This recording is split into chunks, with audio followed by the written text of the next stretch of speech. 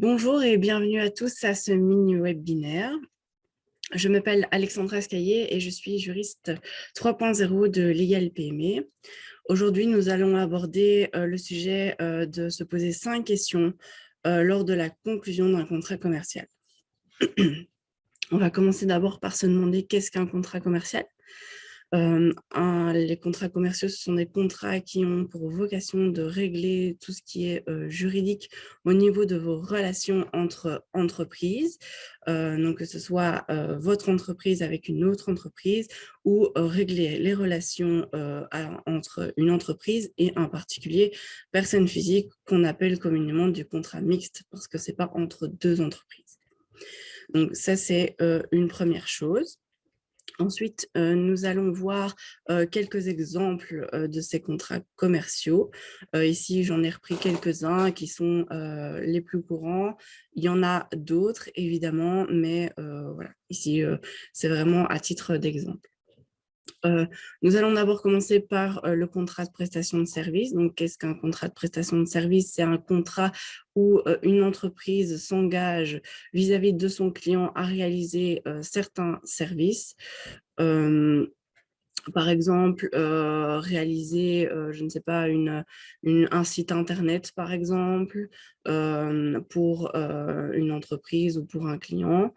Voilà, ça c'est un exemple. Ensuite, on a le contrat de sous-traitance qui est vraiment différent d'un contrat de prestation de service dans le sens où un contrat de sous-traitance, c'est aussi quelque chose qui va être demandé à une entreprise par une autre entreprise. Mais ici, il y a une troisième personne qui intervient, qui est le client à l'origine, qui demande à une entreprise de faire quelque chose, mais cette entreprise n'a soit pas les moyens techniques, pas les moyens en termes de temps, pas les moyens en termes d'effectifs, et elle demande à une autre entreprise de le faire à sa place. Donc ça, c'est un contrat de sous-traitance. Ensuite, on a le contrat de partenariat qui est un contrat en général entre deux entreprises où ceux-ci vont avoir pour objectif d'arriver à un projet et chacun va y mettre du sien pour réaliser ce projet. Ensuite, on a ce qu'on appelle un contrat de licence ou de distribution. C'est typiquement ce que va utiliser les sociétés dans l'IT où ils vont donner l'utilisation à une entreprise de leur programme et c'est ce qu'on appelle une licence d'utilisation.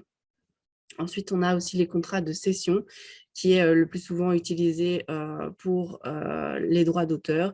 Donc, l'auteur va céder ses droits à une autre entreprise qui va vendre son œuvre et récolter des revenus par rapport à son œuvre. Donc, voilà un peu le tour ici de quelques exemples. Ensuite, la première question à se poser, c'est le contrat est-il correctement qualifié? C'est très important de toujours bien qualifier son contrat parce que ça va avoir des répercussions. Si ce contrat est pas correctement qualifié, en cas de litige sur ce point avec votre co-contractant et que le juge estime que ce n'est pas la bonne qualification, il sera requalifié par le juge.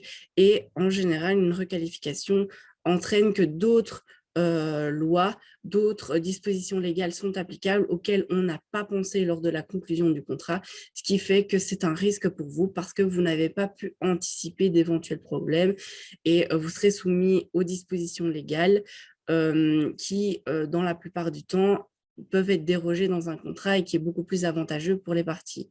Et donc, si vous n'avez pas anticipé ça, c'est assez compliqué en tout cas, de revenir en arrière. Et donc, d'où l'intérêt de toujours bien vérifier et qualifier correctement son contrat, lui donner le bon nom. Donc, par exemple, donner à un contrat de prestation de service la bonne appellation et pas un contrat de sous-traitance, ce genre de choses. Les mentions importantes sont-elles toujours présentes? Alors, il faudra toujours vérifier qu'il y a au minimum l'identité des parties, c'est-à-dire le nom de l'entreprise, son adresse, c'est-à-dire son siège social, pour la plupart du temps, son numéro d'entreprise et pour les particuliers, leur nom, prénom, leur numéro de registre national et leur adresse. Ensuite, il faudra bien vérifier qu'il y a référence à l'objet du contrat, c'est-à-dire pourquoi est-ce que vous allez conclure ce contrat, à quoi va-t-il servir. Toujours faire une mention à la durée du contrat, est-ce qu'il a durée déterminée, indéterminée, et la manière dont il sera résilié si résiliation il y a, donc via un délai de préavis, à une date butoir, via si, par exemple, une des parties ne respecte pas ses obligations. Voilà, ce genre de choses doit être mentionné. Ensuite, il faudra faire référence absolument au prix, qui est très important.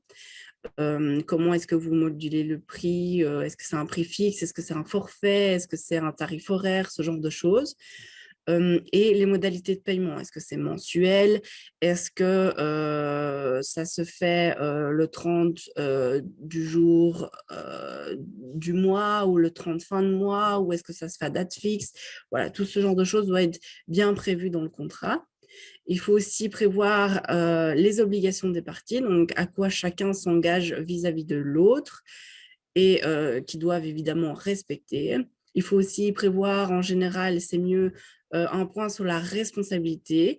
Donc, on va essayer en général de limiter la responsabilité à certains éléments, les obligations légales, et éviter la responsabilité dans d'autres points qui, si vous ne le prévoyez pas, le client ou le contractant va en profiter pour essayer de demander votre responsabilité. Ce n'est pas toujours chouette de recevoir un courrier disant voilà, vous êtes responsable, or que finalement, on aurait pu prévoir anticipativement qu'on n'était pas responsable.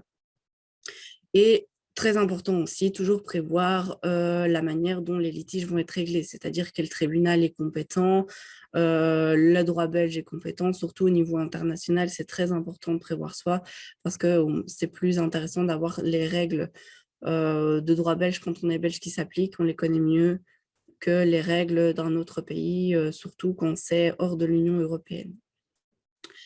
Alors, il faudra aussi vérifier le contenu et être sûr que celui-ci correspond bien à votre projet. Et donc, dans un premier temps, ce qu'il faudra faire, c'est effectivement bien lire votre contrat.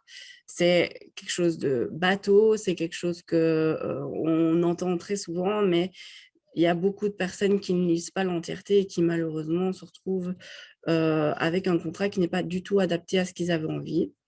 Et une fois que vous lisez ce contrat, bien être sûr qu'il correspond à votre projet. Encore une fois, plus il est adapté à votre projet, mieux vous serez protégé. Et c'est pour ça que des fois, des contrats que vous trouvez en ligne ne sont pas toujours adaptés à votre projet. Il faut les modifier, ils ne vous protègent pas bien. Et donc, ce n'est pas toujours la bonne solution. Et donc, des fois, faire appel à un juriste qui va ne fût-ce que relire et vous faire des propositions est parfois mieux que de trouver un contrat sur Internet qui peut parfois être suffisant, hein, mais plus le projet est complexe, plus ça nécessite d'avoir l'avis d'un expert. Ensuite, dernier élément, il faut que le contrat soit équilibré entre les parties. Donc, c'est-à-dire que si mon entreprise a des obligations, et qu'elle s'engage à certaines choses, mon contractant doit aussi avoir des obligations. Il existe exceptionnellement des contrats où une seule des parties a des obligations vis-à-vis de l'autre, mais en général, il y a toujours cette obligation de bonne foi et qu'on réalise le contrat au mieux et qu'on respecte son co-contractant. Donc ça, c'est des obligations où chacun doit en avoir et elles doivent être équilibrées. Donc un ne doit pas avoir tout et l'autre rien. C'est vraiment ça l'idée et c'est encore plus parlant au niveau des droits. Si mon entreprise a des droits, c'est-à-dire par exemple un droit de confidentialité, de non-concurrence, ce genre de choses, et que je conclue un contrat avec une autre entreprise qui, lui, je vais avoir des informations confidentielles, je dois lui octroyer ces mêmes droits. Donc, c'est-à-dire de confidentialité, je ne peux pas divulguer ces secrets à un autre, ce genre de choses. Donc, c'est vraiment un équilibre qu'il doit y avoir dans les contrats, et ce, au niveau de toutes les clauses du contrat. C'est vraiment assez large et c'est une obligation. Je le répète et je le dirai encore, c'est vraiment très important. Et si vous avez des sujets que vous voulez nous voir aborder, n'hésitez pas à nous envoyer un mail à l'adresse info@legalpme. Nous serons ravis de rajouter ces sujets à notre liste et les aborder de manière claire et compréhensible. J'espère avoir été claire et nous avons respecté notre timing de 15 minutes. Je vous souhaite un bon appétit et merci de m'avoir écouté.